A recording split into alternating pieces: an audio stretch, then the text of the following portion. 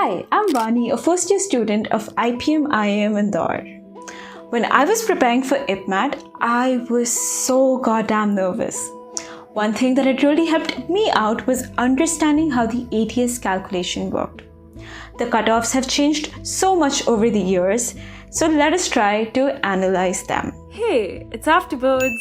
For the purpose of this video, we'll only be looking at the general cutoffs. When I look at this table, I cannot infer a lot, to be honest, because the total marks have been changing. So let us look at the cutoffs as a percentage of the total marks. Let us begin by analyzing the essay section. In the year 2018 and 19, the cutoffs were much lower. One, the level of competition has increased in the recent years as IPM has become more established.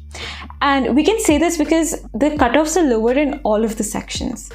Another reason could be that the amount of time that you got for each question in these years was only 2 minutes, as opposed to in 2020 and 21 where you had 3 minutes per question. Now, when we look at the year 2020 and 21, the number of questions were the same, the amount of time that you got for each question was the same, but the cutoff was lower in 2021.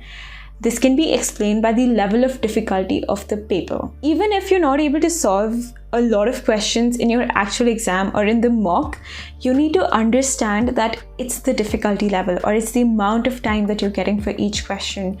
You need to stay calm to attempt as many as you can, because you never know what the cutoff is going to be, and it's going to be relative to how others performed as well.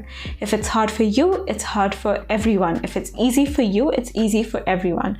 So you cannot go into the exam with a set number of questions in mind. You have to be flexible, and that is only possible when you practice with mocks. Another special thing about the essay section is that there's no negative marking, which makes it very magical. When you're giving mocks, after you've done all the questions that you know, make educated guesses for the remaining questions. When you practice this, you might actually be able to put this in your actual exam as well, which is something that I did, and I was able to get one question right using this method. Now let us analyze the MCQ section. You'll generally see that the cutoffs are lower as compared to the essay section. This is because the number of questions you get is higher and the amount of time you get is the same. This section begs you to pick the easy questions and solve them with accuracy, as it also has negative marking. Personally, I struggled a lot with this section. I used to start my mocks and I used to pick this one question that I thought was easy that I could do, but it wasn't. Literally, it would be one of the first 10 questions and I wouldn't even be able to go through all of the questions. And I would waste 3 minutes and I was like, okay, no, I've already put 3 minutes in, I can get it. And I would put 7-8 minutes more, and there would go 1/4 of my time, and I wouldn't be able to complete the section, and I would be so anxiety driven that I would just have to leave it. Then I devised a strategy where I went through all of the questions first before starting to solve them. I would take 4 to 5 seconds analyzing each question and noting down the ones that are easy. And even if one of them or two of them turned out to be hard and the easy ones, I learned how to let go, how to move on, okay? I learned how to do that. Coming to the VA section, we cannot make a lot of inferences apart from the fact that you need to get around 50 to 60% questions right to clear the cutoff. When we look at the cutoff as a summation of each of the section, you can see that this is not your board exam. You do not need to get 100%.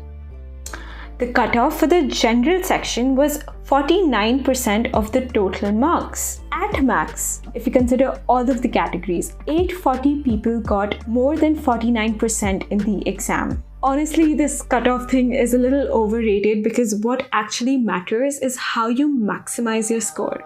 And that brings me to how ATS is calculated. It is great to clear the cutoff. It is hard, but that is not enough for you to get a seat at IIM Indore. The way to maximize your score is by working on your strengths. Let me show you this mathematically with the ATS calculator. We have tried to approximate the ATS calculator by comparing the minimum ATS with the RTI of 2022. Each of the math section get 25% weightage and the VA section get 50% weightage in the ATS calculation. Now let's take someone whose math is not the strongest.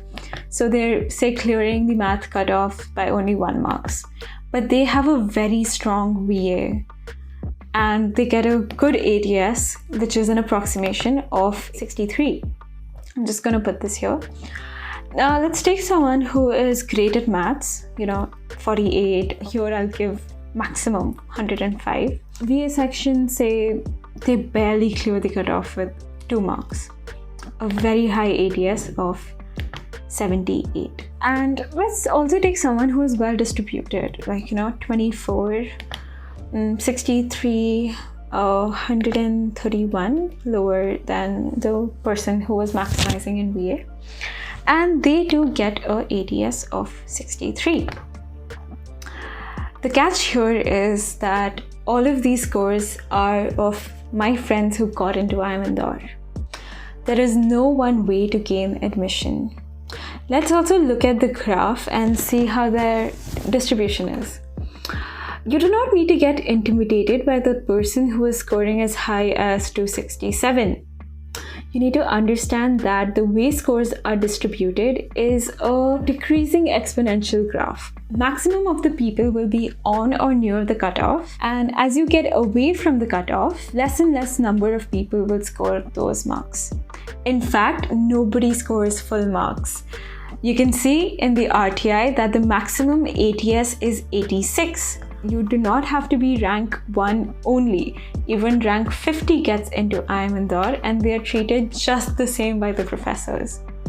The person where this person gains an advantage is in the interview round. As you can see over here, this person might completely tank their interview, but they would still have fairly good chance to get into IIM Indore.